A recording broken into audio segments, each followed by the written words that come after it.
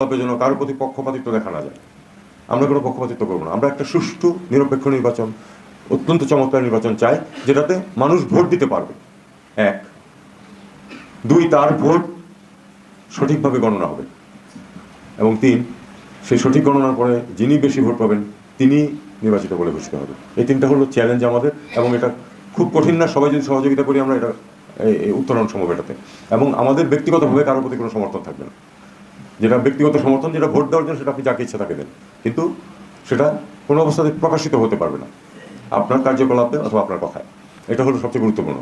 আর গণভোটের ব্যাপারে কিন্তু খুব স্পষ্টভাবে আপনারা প্রফেসর ইউনূসের বক্তব্য শুনেছেন।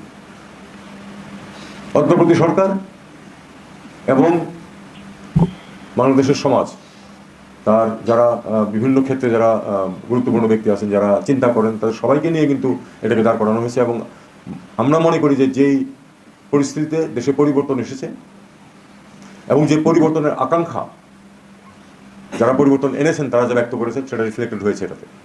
এবং সেই রিফ্লেকশনের প্রেক্ষিতে আমরা কিন্তু এটাতে হাঁ ভোটের জন্যই সরাসরি বলছি।